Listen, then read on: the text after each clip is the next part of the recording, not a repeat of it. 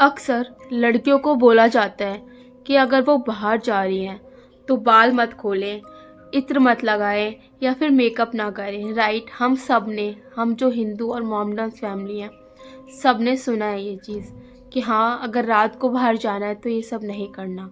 और हम में से बहुत सारे लोगों को इसका इफ़ेक्ट पता है कि क्यों ऐसा बोला जाता है।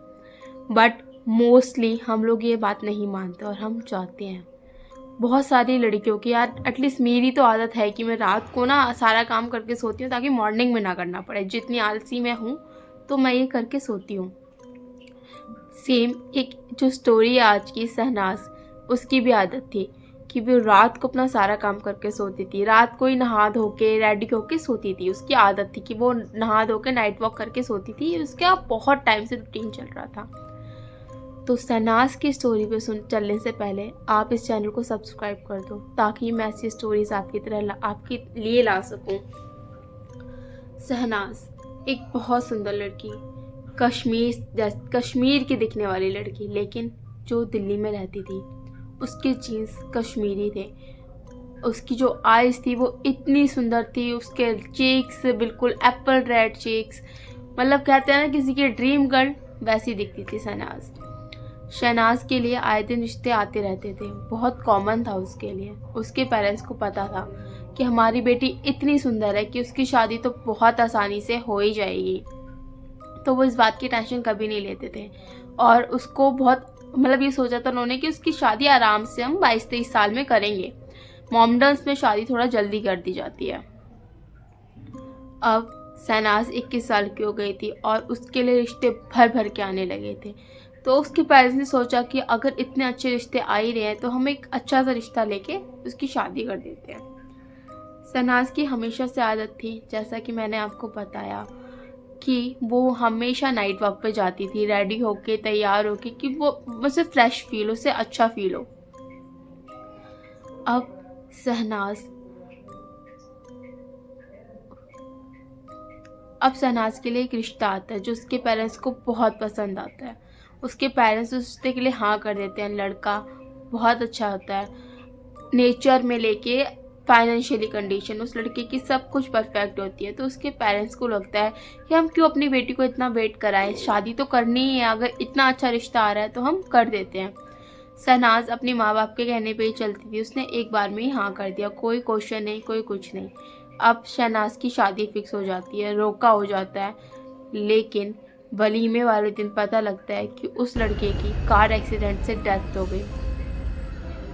उसके पेरेंट्स शॉक थे, क्योंकि एक लड़की के माँ बाप के लिए शादी से पहले ये होना बहुत बड़ी बात थी। उनके लिए ये बदनामी वाली बात भी थी और टूटने वाली बात भी थी कि लड़की की शादी वाले दिन ये हो गया।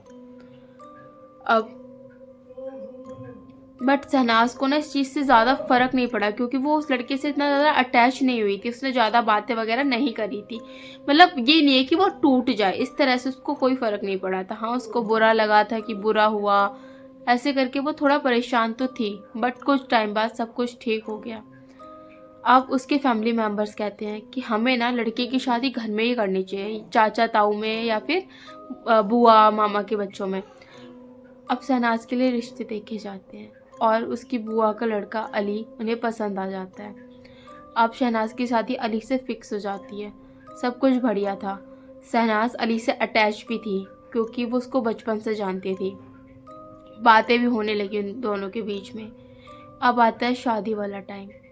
लेकिन जब शादी वाला टाइम आया, सेम अली के साथ सेम चीज़ हो गई कि उसका भी कार एक्सीडेंट हो गया और उसकी डेथ हो गई।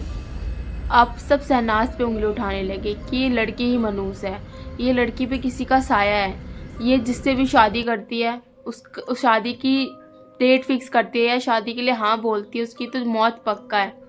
शहनाज इतनी सुंदर, बिल्कुल परफेक्ट, जो कहते हैं ना किसी की ड्रीम गर्ल है, किसी की ड्रीम हाउस वाइफ हो सकती है। अब उसके लिए रिश्ते आने बंद हो जाते हैं इन दो इंसिडेंट्स के बाद।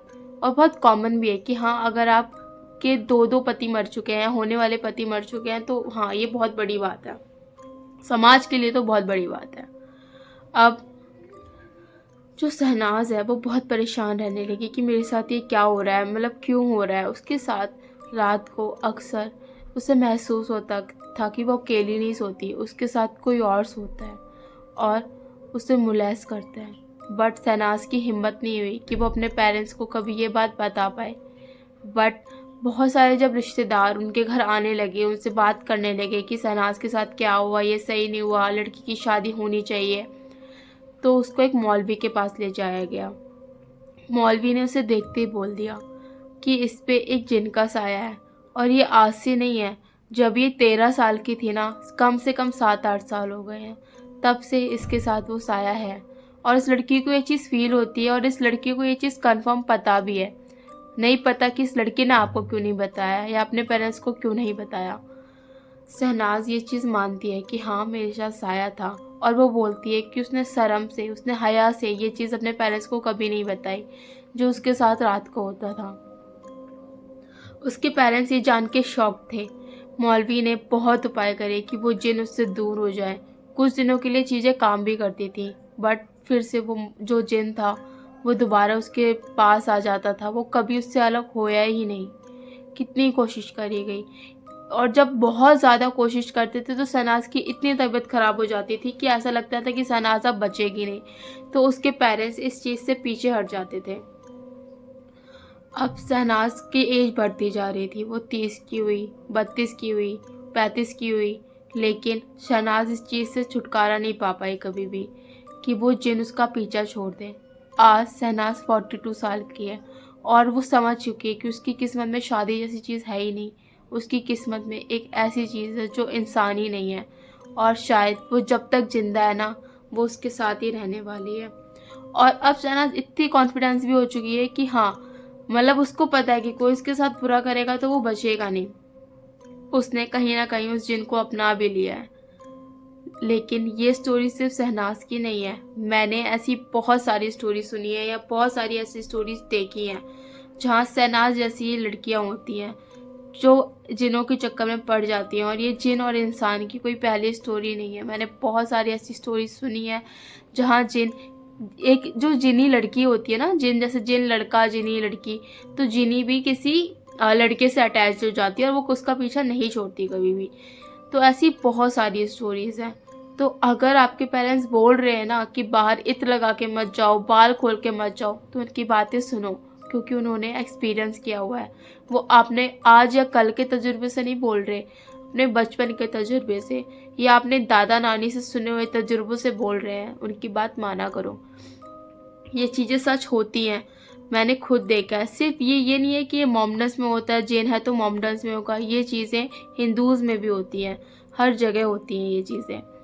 तो आई होप आपको आज की स्टोरी अच्छी लगी हो। ऐसी स्टोरी के लिए आप मेरा चैनल सब्सक्राइब करें, and thank you for watching this video.